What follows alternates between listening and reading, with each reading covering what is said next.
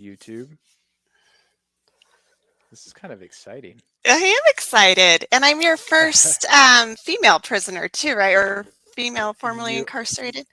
you are, and so basically, I've been having people I know, like my small circle of people that I Sure. associate with on a regular basis, and now I'm really trying to start, um, reaching out and making sure that we cover everyone's experience, Yeah. and so that's why I'm really excited to have you on today, so that way we can. I really want to know your experience. I'm curious what like women's prisons like. Yeah. I'm really curious about that. So that's gonna be awesome. Yeah. Okay, and then I think live on Facebook, maybe. All right, let's see. Am I going live? I don't know. Okay, so I think we're live. I'm gonna check real quick. Okay, no problem. And if we are live and you're watching this, sorry for the delay. This We're is learning. really learning. We are learning right now. We are learning. Okay. Uh, so how's your day today? It's been good. It's been really good. How's your day? Oh, it's great. I spent all Good. morning playing with some new toys that I got. I mean, not toys, I, s- business I tools. business tools. I saw your business tool yesterday on Facebook Yeah. that you had. I don't know what it does, but it looks fun. It is a lot of fun. I'm thing. Um Nice. okay, so I think oh, what? It is live. All right. Sweet. Sweet. So Okay, we've been so live. we're Okay. live. We are live. Now let me get I have a teleporter where I can look directly at you and talk to you, which is pretty sweet. That Okay. is. Does it have words that you can does it have I our well, questions? yep. So I got all that right there on the screen, so I can Nice. look That's straight at it. nice. It looks like I'm just like I creepily know. staring directly into the audience's eyes, which is what I'm going for.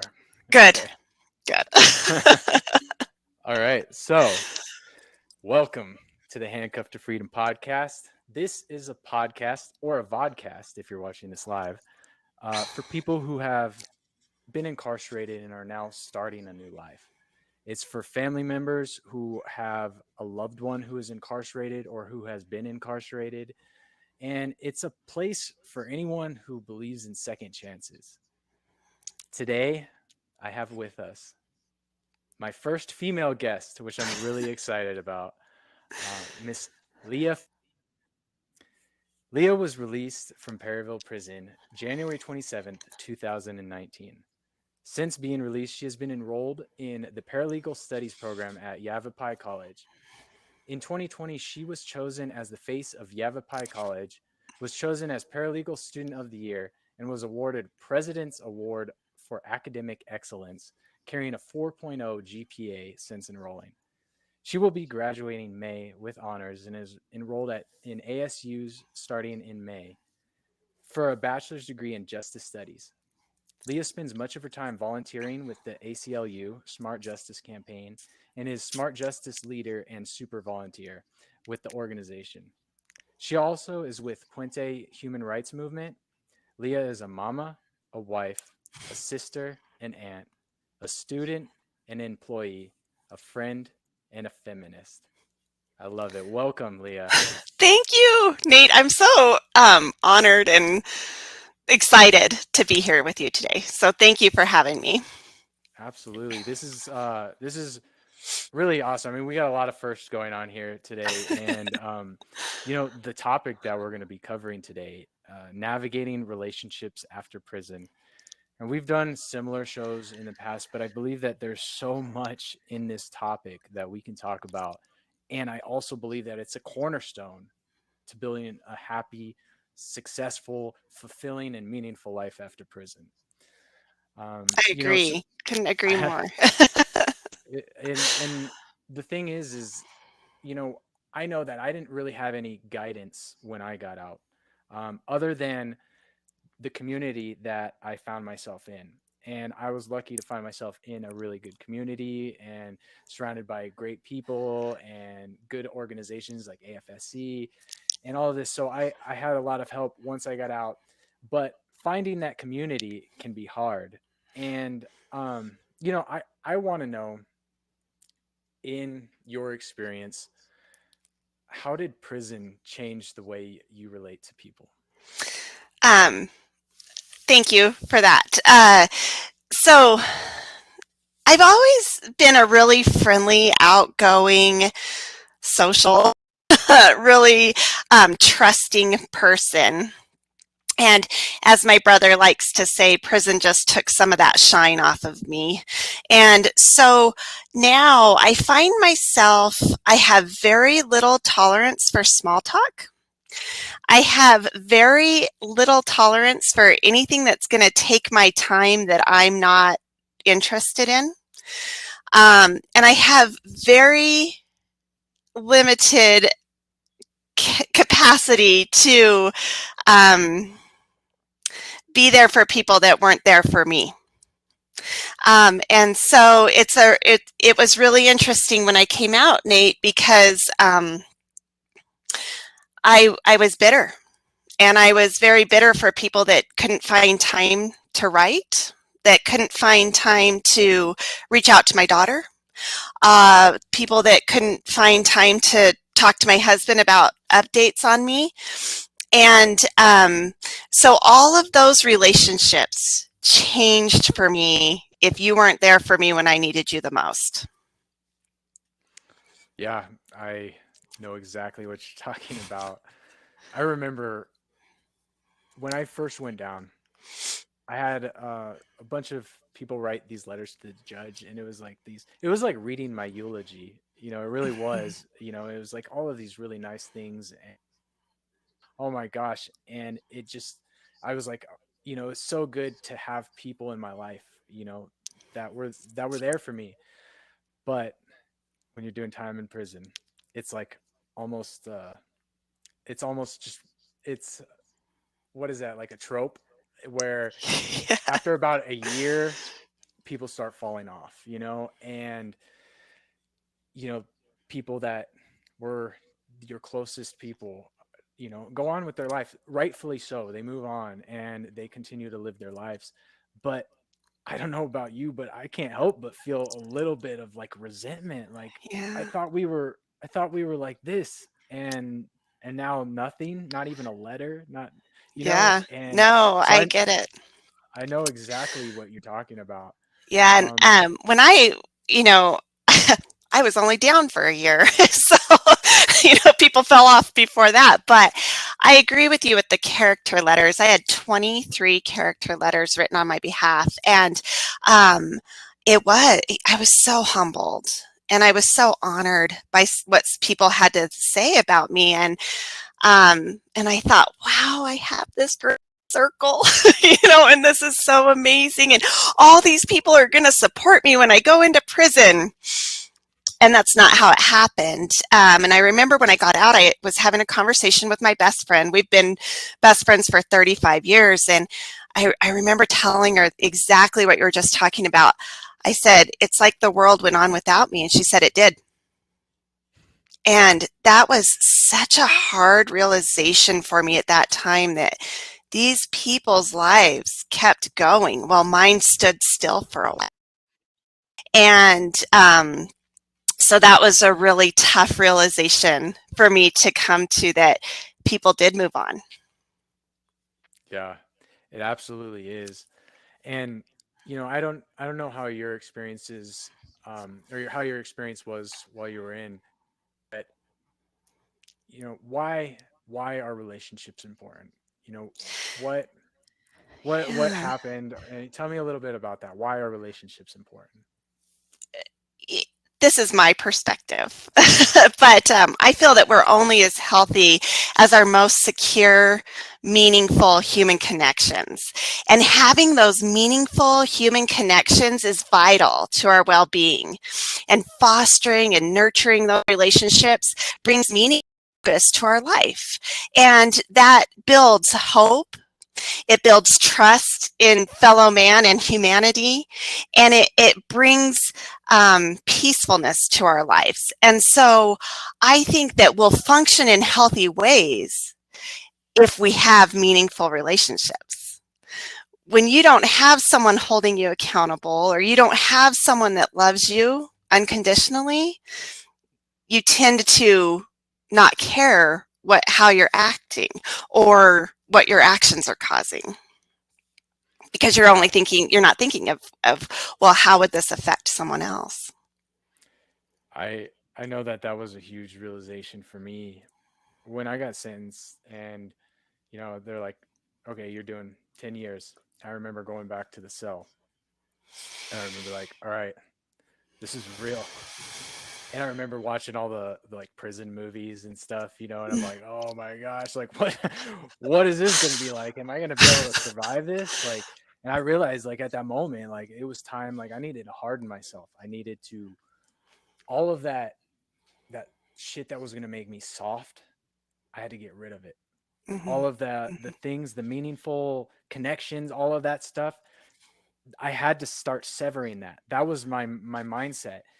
And I remember like as I was doing that, I was like there was feeling like I could seriously feel a piece of me dying when I was doing this. And I purposely and intentionally did that because I don't know, women's prison might be a little Survival, bit. because you go Yeah. into survival mode. And so here we were merely surviving, um, just trying to get through day to day. And I don't know about you, sometimes for me, it wasn't even day. It was just, if I can make it to lunch, if I can make it till dinner, if I can make it till, these little incremental, if I can make it towards that. You don't have that out here, right? So everybody that's out here isn't surviving in that survival mode of just trying to get by. They're living their life. They have stuff going on. And so you have to switch from being a compassionate, loving person to just merely surviving. Yeah, and that definitely takes a toll on relationships and well-being, like personal well-being. I remember because as I world became my enemy, right? The everything that was out there was against me, and it was up to me to survive, right? Mm-hmm. And I remember that um you know just like living that sort of mentality because the world was my enemy. In reality, it was me. Enemy because I was living by values that I didn't really believe in. I was living by I was living in a way that I wasn't proud of, and it really ruined a lot of potential growth for me and relationships, and it still spills over. Like I still deal with that because I was completely I was in selfish mode. I was only Mm-hmm. thinking about my own survival, my own well-being, my own future if I had one. I was so self-centered that all my thoughts were around me, and that today, even today in my relationships, I still deal with that to where I'm like, wow, I'm like being really selfish right now. And why is that? And it's because I've been conditioned for a decade of living that way. And I think Yeah. that's just something that happens. I mean, is that, I know, is that something that you've experienced? Is that Sure. just Yeah. callousness? So, well, like my daughter, I'm just going to forewarn everybody. I'm going to talk a lot about my daughter and I's relationship today. So, my daughter, I had never been in trouble, Nate. I've never been in part of the criminal justice system, nothing. So this was my first time ever going to prison. This was her first, exposure to it, which was extremely traumatic from start to today.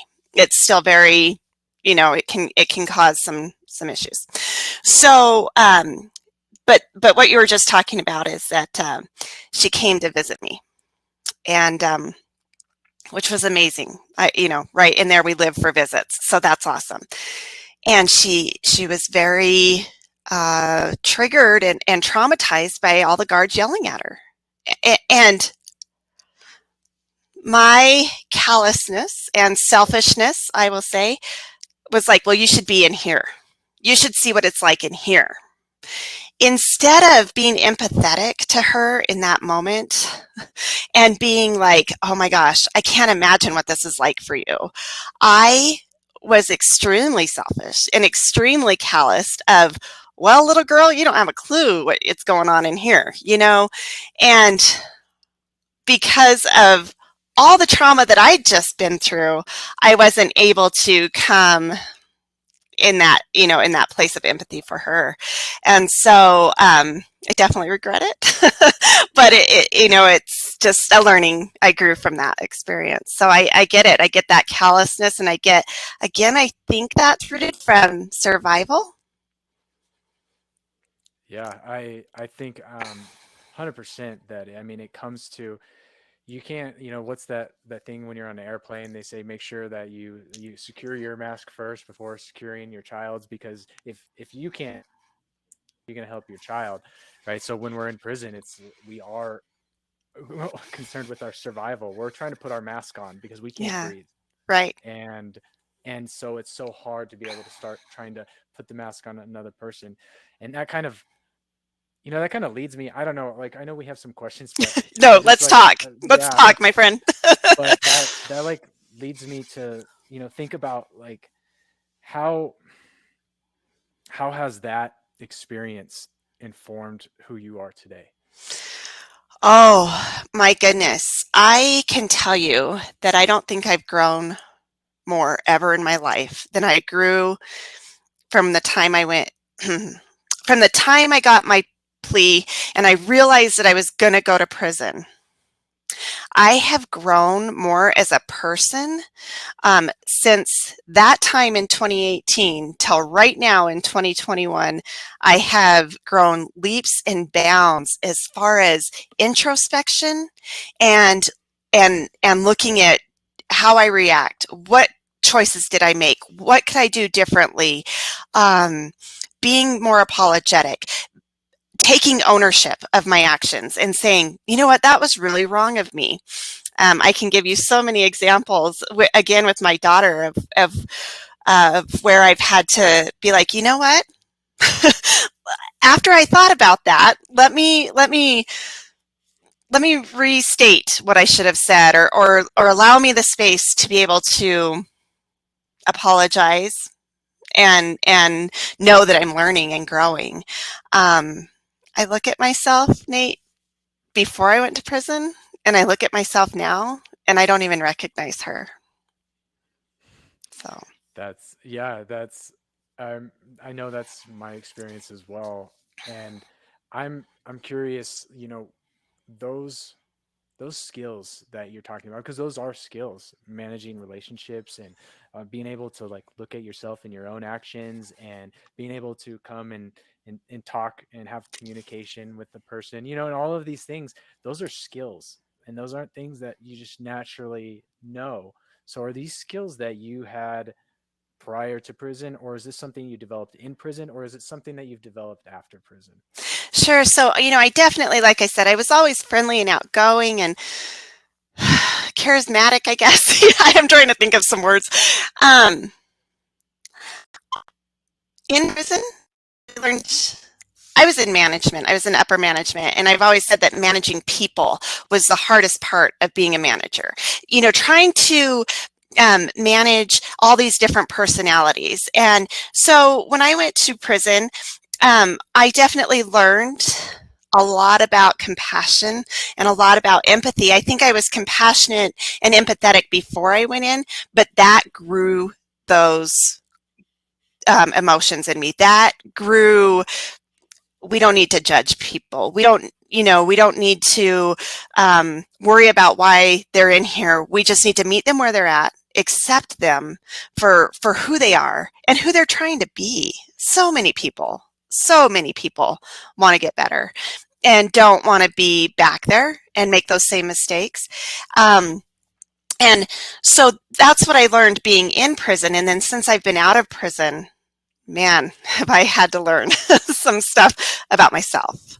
And that's the hardest, right? Because the most important relationship anybody has is with who you look at in the mirror every day.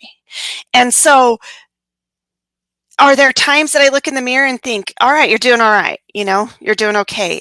Absolutely. And are there times I look in the mirror and be like, man, you really screwed that up and you could have done a lot better in that conversation or in that moment or in that situation? And I have a dear friend. Oh, this girl means so much to me, Nate, because we met in county.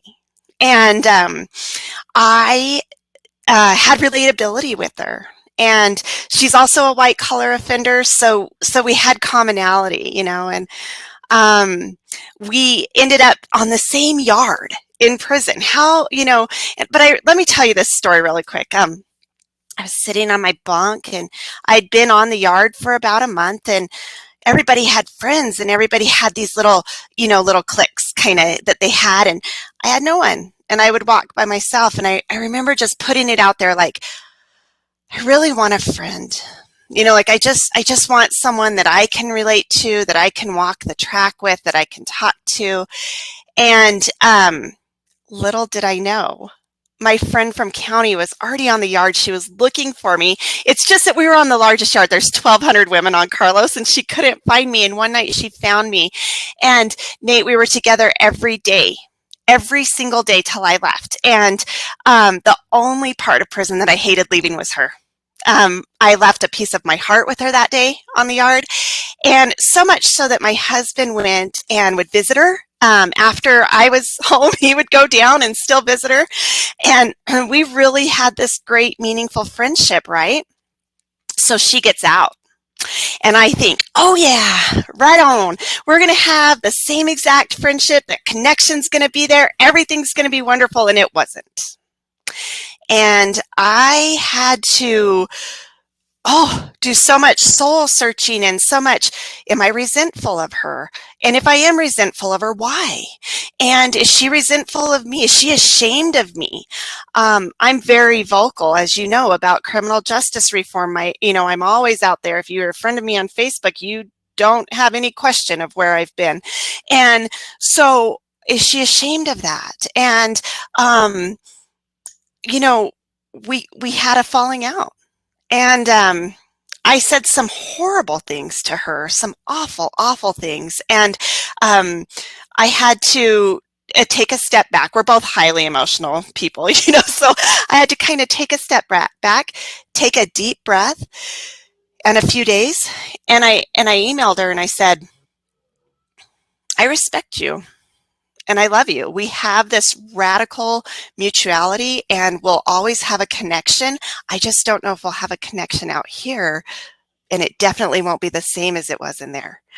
And we have since met, and we are working on it. And I have extreme hope, as does she, that we'll continue that friendship. But it's not going to look like it did on the yard, right? On the yard, all I had was her. Yeah, I had my phone calls, and we both had visits, but if something happened, all I had was her. And now out here, I have more people, and so does she. Yeah, I mean, that's the one thing that all of this has taught me as well, is that relationships change over time. They're always changing constantly. And it's something that you are always tending to, like, the gardener metaphor. It's something you're always tending to, right? And it's, sometimes they grow into stronger relationships and sometimes you grow apart. Mm-hmm. And, I'm curious about your own family. Were they supportive of you when you went into prison? Oh, oh, Nate. So, I don't have any contact with my mother any longer. Very limited contact with my dad. Very, very limited because of things that happened while I was in prison. So my main support system in prison was my husband and my daughter. He wasn't my husband at the time. He actually proposed in the visitation room, but he was my fiance and my daughter. Though that was largest family support that I had. And due to a issue with DOC messing up our visitation, I didn't get to speak to my daughter for 83 days. I was a single mama most of her life, from the time she was born till the time she was 3, and then I was married from the time she was 3 till 10, and then I had her, of course, till she was 18, and I went into prison. And so we were each other's support systems, and she was all I had. And so she celebrated her 19th birthday without being able to speak to me. And this image gets me every time, Nate, but she wrote so eloquently while I was in there. She wrote a little card, and it said, it was my birthday, and she said, "Mom, I sat all by myself and I ate a red velvet cupcake," because red velvet's my favorite. And that image still kills me, because there she was all by herself. And, just me not being able to be there with her was so, I can't even tell you just how heart-wrenching that is. And that is why I advocate like crazy for moms to be able to visit their kids, and that if transportation's not there, then we need to do something about it, because I know what that was like to be separated from her for 83 days. People don't have contact with their kids, for much longer than that. And so I did have support, Nate. Some of those relationships with, my immediate family definitely fell apart because of prison. Yeah, I'm sorry to hear that. Oh, it's okay. And it's one of those things that I just like, you see it all the time on the yard. Uh, Families being torn apart and people losing connection with those they love. And it's so tragic to see all of that. I remember just, you know, my cellie, his mom died when he was in prison. And I just watching him go through that, it was the worst thing that I could ever imagine happening, is to have a loved one die and not being able to be there or not being able to make an amends. And that right there, that would kill me. Yeah. And yeah, I can't but even imagine, that was my biggest fear in there, is that something would happen, to, or the chaplain would call you up to the yard office. And I mean, we saw it all the time, and obviously felt for those girls, but it's, whew, I can't even fathom that. yeah, that right there, and that's one of the most tragic parts of prison. You know, for myself, I I felt that I needed to be held accountable because I was fucking up. And there was nothing that I was going to do on my own to change that. I was getting worse and worse. And I don't think prison the way it is is the answer, because all it does is make things worse. It only makes the problems worse. And so, Well, and that's let's just say, like, when you just mentioned, on the yard, you would see familial relationships just deteriorate. And let's just put this out there that DOC does absolutely nothing to support those relationships. Actually, they make it difficult as hell to visit. They make it difficult as hell to get phone calls, and expensive. I mean, we could have a whole stinking show on how hard it is just to maintain those relationships that are fundamental in healing. And rehabilitation. If they're going to tout rehabilitation, then let's work yeah, on some relationship building and relationship skills and communication, and all of those things that could tremendously help people. But as you and I know, that's not what will happen. yeah. In what ways did your relationship with your daughter change? Whew, yeah. So, oh, Nate, I was naive. I was super naive. And I thought, okay, I'm going to go to prison for this little bit of time. I'm going to get out and everything is going to be the same. Like it's just going to be like I went away for a little while on this extended vacay and I'm going to come back and everything will be fine. Oh, I was so naive. Oh my gosh, I was so naive.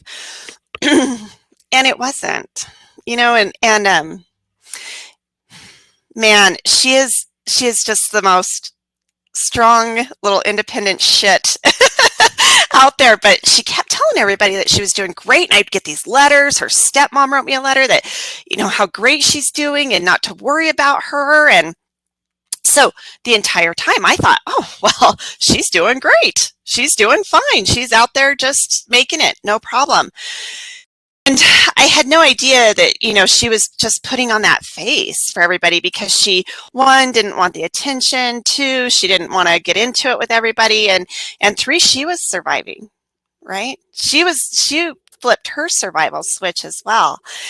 And so, she would come to visit and her anxiety would be through the roof, and I would just be like, okay, it's stressful to go in here and that sort of thing. And but she was very angry at me, rightly so.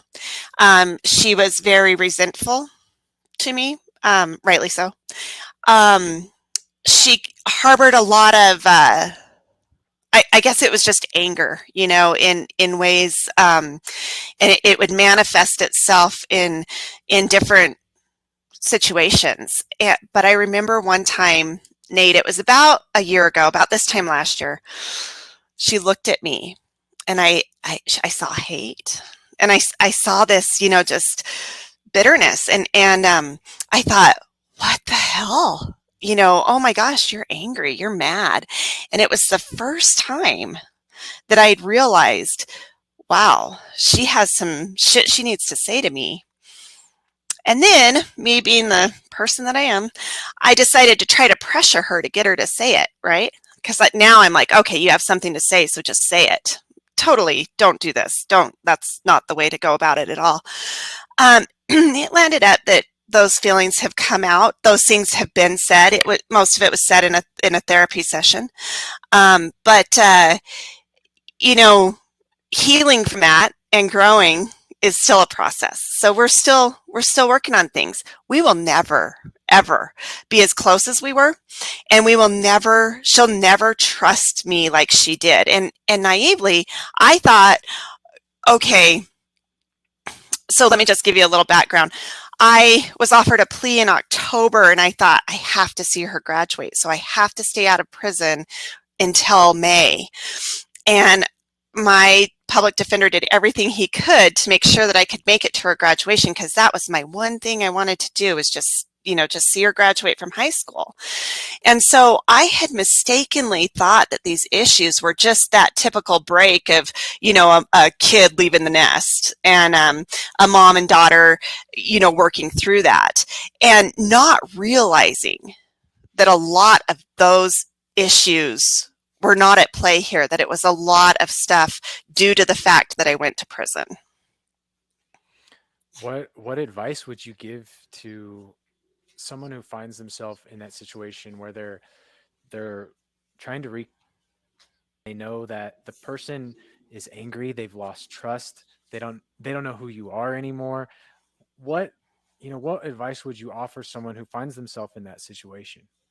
Well, I definitely also want to hit on the fact that their feelings are all valid. Any feeling that my daughter has had is 100% valid. She is entitled to that feeling, and she can feel that in any way she needs to. And she can also manifest that in any way she needs to, because we will work through it, But I want to say too, I embarrassed her, Nate.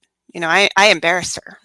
And my case was on the news, and she had people calling her. And so it was embarrassing, for her.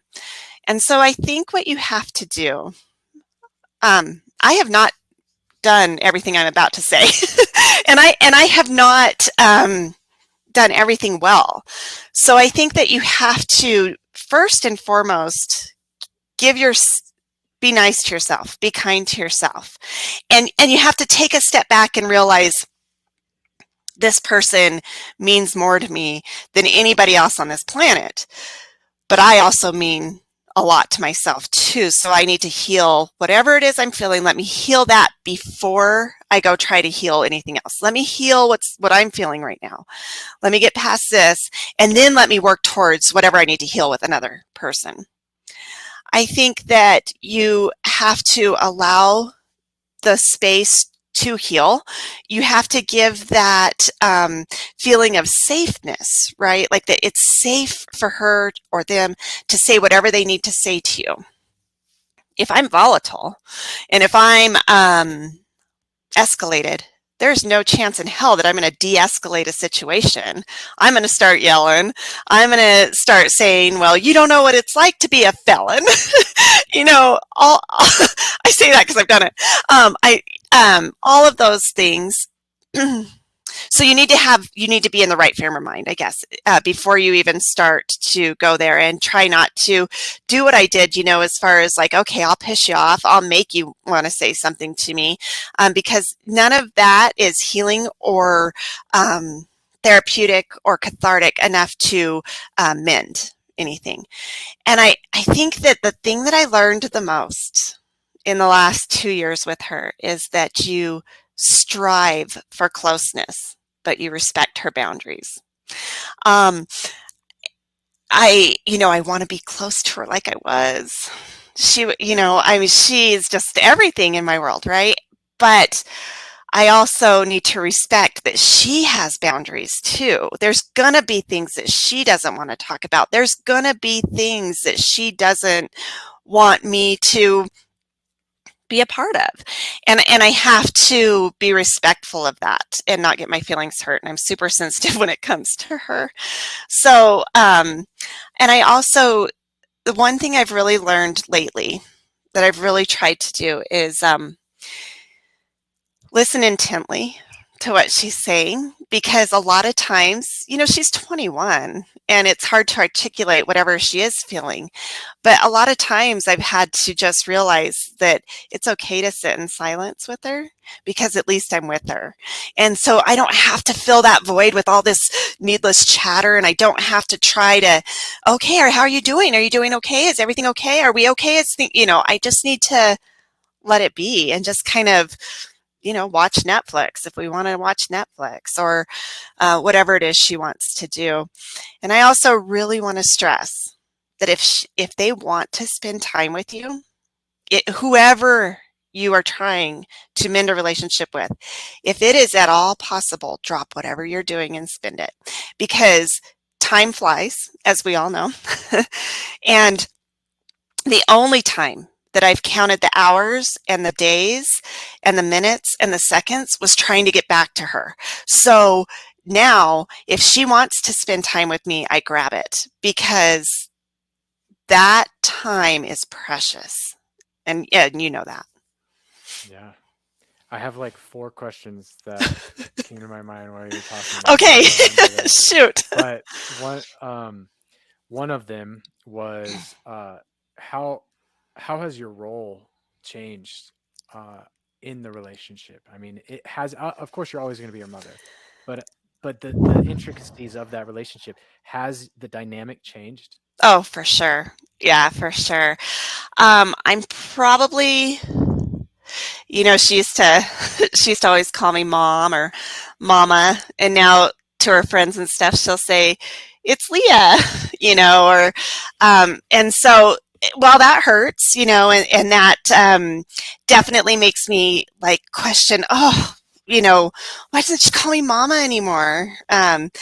I just have to realize that she's been through a lot. And I think what I haven't asked her this, that's a good question for her, but I think that I'm more of like a comfort, a sounding board, but she doesn't see me as that protective mom anymore. Does that make sense? Like, she sees me more, I'm still her mom. I'll always be her mom.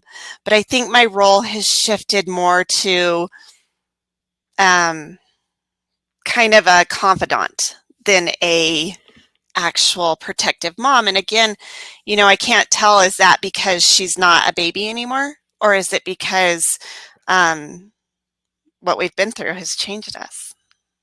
I imagine it's probably a little bit of both. Yeah.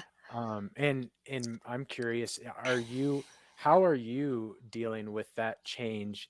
And what would you say is, in your opinion, the healthy way to deal with that? Again, I'm going to go back to that strive for closeness while you respect those boundaries and just allowing the situation to flow. I am a huge, I was always wanted to be in control. And I always wanted to make things happen the way I think they need to happen. And so, what I've been trying to do lately, I'll give you an example. Um, she was she works at the local hospital in the COVID unit. She's my little hero, and there. But she works 3 days a week, right? She works 3 12s. And so she has these other 2 days. And there was this little job opportunity that came open at dinner with some friends one night, and she wasn't there. And I thought, okay, so tomorrow I need to text her and I need to say, you got to take that job. You need to take that job. And I was able to, because I allowed the space between that happening and stepping back, I thought, you know what? She should do whatever the hell she wants to do. If she wants to take that job, cool. And if she doesn't, cool. Just because of what I think is great for her doesn't necessarily mean that's what's great for her. And I've really had to learn that, if she doesn't want to go to school, she doesn't have to go to school. If she doesn't want to do whatever it is I think she should be doing, she doesn't have to do that. And so letting that go will bring so much peace to your relationship. If you can recognize it and then let it go and let that just kind of flow, just let it kind of settle. I love, Um, I lo- oh, go ahead. and it takes practice, you know. Yeah. So, I love what you said. And it reminds me of something I read. I think it's Seven Habits of Highly Effective People. uh-huh. And he talks about that space between stimulus and response, right? And one of my things that I've been learning, and as you were talking about, it kind of remind me of, as I was younger, I always felt that I needed to act as soon as I felt the the the motivation to, or that that not acting was cowardice, and it was lack of boldness and all of these things. And what I've learned, especially studying meditation and different things like this, is to just give a second to let that, okay, the stimulus happens, there's a response that you want, that initially comes, and if you just let it sit for a second and you just like let it drift, and if that's still the action that needs to be taken, okay, go ahead. But if most times you realize, well, that could be done a little bit better than what I was planning to do right now. And I think that right there is, if anyone, I mean, for me, that's the lesson that I feel you could rebuild your relationships if you just take that moment between Yeah. stimulus and response to just let things sit, let it let it settle, and then act. Well, and I think that can be related, everybody says practice the pause and all of that. So I think that it can be related to so many situations. I'm not great at it. I'm still a work in progress. Me neither. And it takes practice, and just to breathe and let it settle and then, okay, now do I say this or do I say that? So, Right. It yeah. is. It is definitely a learning experience. Okay, so I have another question for you. Yeah. Let's see. What are some of the things that you learned about relationships before, during, and after prison? Give me the snapshot. Okay, so before prison, I'd be friends with like anybody, right? Like I was like, oh, you want to be friends? Awesome. I'm friends with you. I'm friends with you. I'm friends with you. I think my Facebook had like 300 friends or something. It was outrageous. And I got charged. Now, if you ever want to get a relationship tested, get a grand jury indictment. That'll show you. Because holy cow, I had people falling off left and right, and my case was a big deal in the little small town I was at, and the small town newspaper there I think posted 5 news articles, and so that time frame right there taught me quite a bit about who says they're your friend and who is actually going to be there for you. And I think that when friends defend you in um, public and in private, that's when you know that okay, this person is a real gem. Um, I have a friend. She is just amazing, and she, very prominent position in that community, and I know that she took comments and that she took things, and to this day, Nate, she's not embarrassed one time to post that she's with me on Facebook, that she's still my buddy, that it's my birthday. She's never embarrassed of me, and I will forever be endeared to her. I mean, we were great friends before, but it just that really, really seared her into my heart. She also took my daughter while I was inside. She would take her to football games and make sure she was okay and text her, and so all of those things, just stepping into that role really means a lot to me. While I was in prison, I didn't go to prison to make friends. I thought, I'm gonna go do this and I'm not gonna make friends. But let me tell you, I met some of the most loyal, respectful, um, honest, amazing women while I was in there, that I have friendships that will be forged forever. And I still keep in contact with those ladies. It's not this great large group of people, but just like you, it's people that we know, and we have a radical mutuality because we went through hell together. And so what prison taught me about that is that, the COs are always yelling in there, you don't make friends in here. You don't have friends in here. And I always would think in my head, yeah, I do. Yeah, I do. Yes, I do. Yeah, I did. And Mhm. so it taught me that it is possible. It is possible. And since I've been out, friends to me means something different now. And I have made a really great friend, which I'm super lucky to have her. And I told her my story. I told her, I've been in prison, and she didn't judge me. And so I think that's right where it starts now for me moving forward, is just being honest about it, and then seeing where that falls. Because a lot of times you say, well, I've been in prison, and people are like, ooh, can't be friends with her. We can't talk to her. I was at this yoga class once, and they were talking about prison, and I said, well, I've been there, and haven't been back to that yoga class. But so yeah. What does it look like for you? Yeah, no, that is I know that while we talked about being in selfish mode, right? Hmm. While I was in selfish mode and I was hardening myself and making the world my enemy, I was making myself my enemy.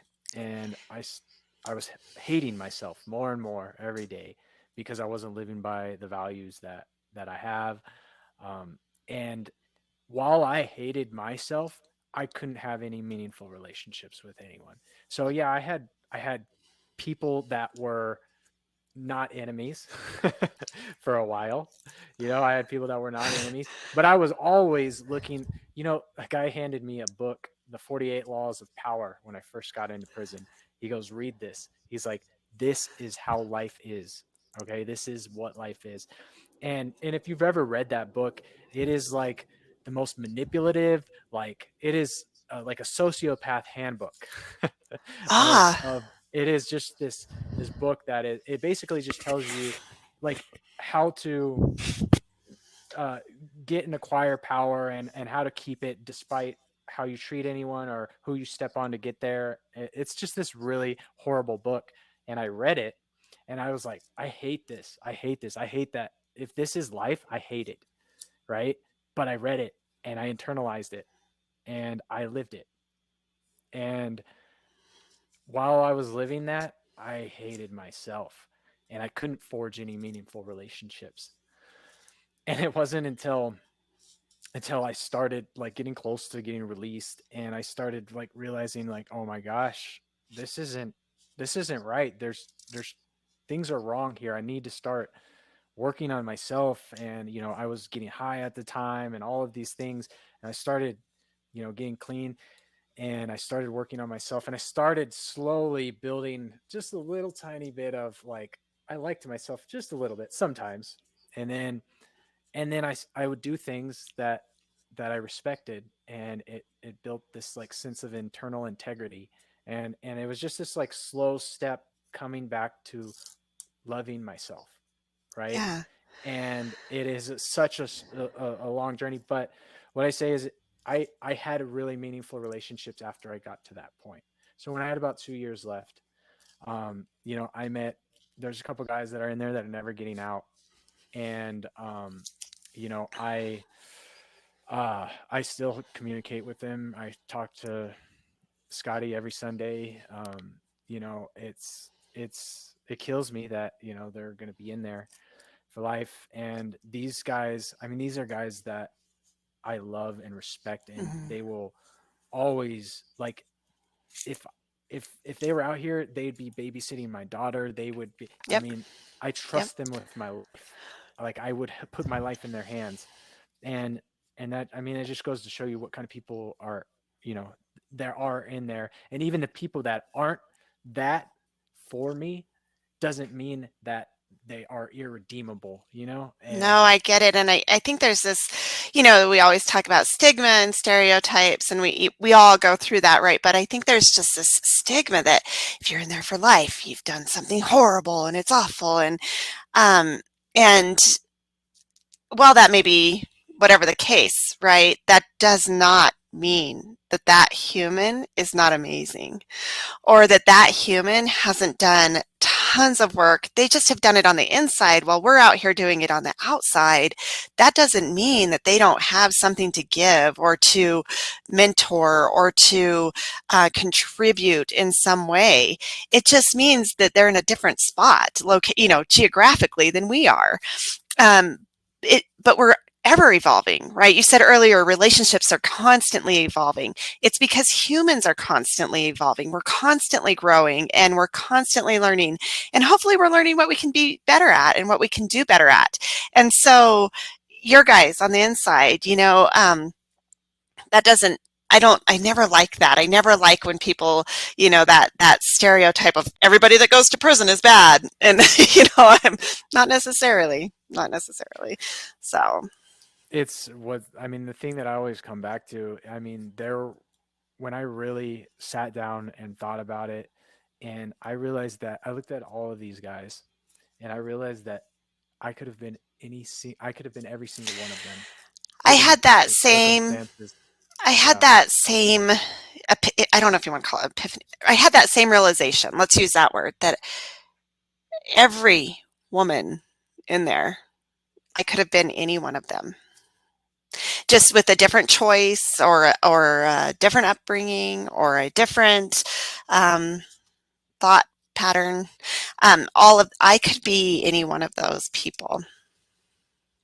it's one of those things that I think, a lot of people, uh, I they they will feel above people in prison, like, oh, those people, right? Because they're unable to look honestly at the the sort of mistakes that they've made and the sort of things that they need to work on, and by demonizing someone else, it makes them feel better about their own situation. Well, and I think And it's human nature too to always be able to downplay our own mistakes and upplay someone else's mistakes. Like, well, I would have never done that, mhm, or whatever the situation may be. So I hate, like in ethics class, right? They gave us this scenario, and we were supposed to say what we would do in that situation, and I'm like, can't do this assignment because I need, like, until I'm actually there and I'm faced with it, no one knows what you're going right. to do. you know? And there's so much that goes into those decisions. So, It really is. I mean, because there's things in my life that I have done that I never ever thought that I would have ever done or been capable of. sure. Yeah, and same. and because of my decisions, of course, and circumstances, it led to that happening and things. um so I that's why I always know that I always try to keep humble Oh, when it comes to those things. And when I find myself getting proud or arrogant or something like that, like I try, and I'm not perfect at this, but I really try to check myself because I know where I came from.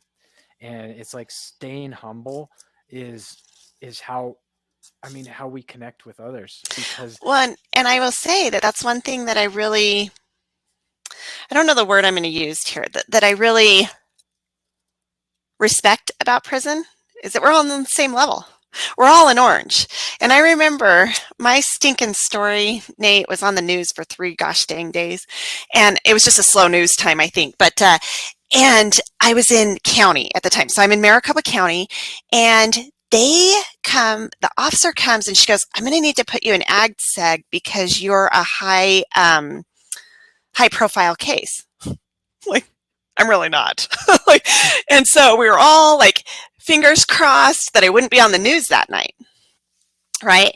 But I remember I go back to my bunk after talking to the officer, talking to her basically like, just leave me in the dorm, let me be in here, don't take me to ADSAG. And she goes, I get back and I jump up on my bunk because I'm on the top bunk and my friend is down across the thing. She goes, you ain't shit, bitch. We're all in orange. And that's always stuck with me because we were all on the same playing level in there. No one was better than anyone else. Yeah, you may have been on a different class, but we're all in orange. Maybe you were on a different yard. Maybe you're on Lumley and I'm on Carlos. We're all in orange. It doesn't matter. You may have had more time than me, but in that moment, the playing field is leveled. And that's something that I really always, it still resonates with me now because I just have to, like you, remember if I ever do try to get cocky with myself, I have to just remember that that's who I'm fighting for. That's that's where I came from. And I know things aren't good in there. And so I want to make them better for them. And I want them to have better than I had. And so that's what keeps me doing the work that I do and trying to grow as a person. and I think that one thing that we both have in common is that we were really fortunate to have support, Mm. or family, and I know a lot of people get out without that. And like, we were talking about, when you're in survival mode, it's hard to we have gotten to a point where we are comfortable enough to where we can care about other people, and where we can have compassion and center center trying to help other people as what we're doing. But there are a lot of people out there that are just trying to survive, that are just trying to make it. And I see it all the time. I mean, especially a couple of my old cellies, I saw them get out and can't find a job, start slinging dope again, and already back in twice since I've gotten Mhm. out, and Yeah. in and then back out and then back in. So it's like, um, you know, if you could give a piece of advice to someone who's still on survival mode, what would it be? Try to find someone to connect to. There's so many organizations out there. I know that you work with a great one. I work with a great one. There is support out there. You just have to seek it out. And what happened for me, Nate, is I couldn't find anywhere I fit in anymore. So I didn't fit in into my old life anymore. I couldn't go be a professional in government anymore. I just didn't fit anywhere. And I went to a event that the ACLU put on, and I was met by Khalil, and I came home and I told my husband, I said, I found my people. And So I think you just have to find your people. It may not be that you're out there advocating because you're just trying to survive and you're not brave enough or strong enough to tell your story, and that's okay. It's okay. Just find something to connect to, because I think once you find a connection to something, that will grow and lead to other things. I don't know what it would be. If you're in a halfway house and there's someone that's like-minded in there, and wants the same goals and or wants the same things and has the same goals, try to connect to that person in the best way you know how. Um, it's probably really easy for me to sit, in my privilege and say, try to connect to someone. And so I don't know what they feel. I don't know what their situation is, but if they can get grounded in any way, however that looks to them, um, and tiny baby steps. I loved, you guys said something on this podcast that I use all the time and I loved it. You guys were talking and you said, celebrate every milestone, no matter how small that is, no matter how minute it seems to you or I. Everything we do in freedom is a big deal. And so I think I would ourselves and to celebrate every little milestone. If they were out this time for 6 months and next time they were out for 9 months, that's still a win. They were out longer one time than they were, the previous time. And just be kind to yourself. I think that there's no one harder on me, I know, than me. And so I think that I know I put myself under a ton of pressure all the time to be the best and do really good things. And this year, one of my intentions is radical self-love. And that's trying just to be nicer to myself. And I think that if we were all a little nicer to ourselves, then we can be nicer to others. Yeah, I think that's where the root of compassion is. I love what you said, and that's a perfect segue because we're right at our time. Okay. But this is what we're trying to build here is that community. So if you don't have that, we're your people. Like Yes. if you need if you need help or you need guidance or you need someone to talk to, like reach out to us. And you can do that by emailing handcuffed to freedom. It's handcuffed with the number two, freedom at gmail.com. You can find us on YouTube, which you may be watching this on YouTube because I figured out how to stream it. Sweet. And so you can find us on YouTube and subscribe. You see that I did a little marketing right there.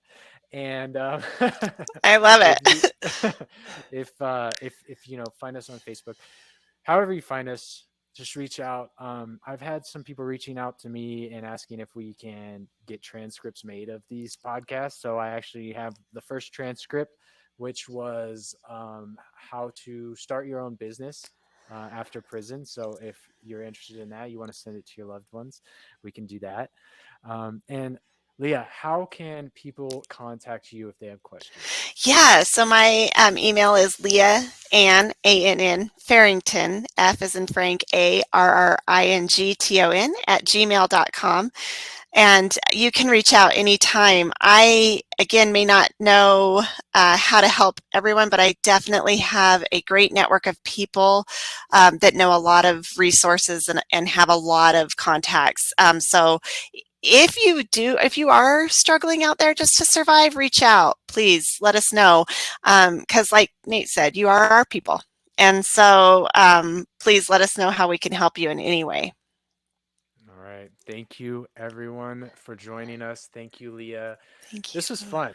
This It was was fun. fun. Yeah. I Okay. hope I get to come back sometime. It was really, really fun. Absolutely. So, Absolutely. All right. We'll talk soon. okay, thanks. Bye. Okay. I don't know. Hopefully, I'm not like, I don't So think so. I got a message from Joe in the middle. Are we live? Hold on. Let me make sure. Okay. Nope. Sorry, we have trouble creating this. Okay. Let me make sure YouTube's not live. Okay. And oh, end stream. There we go.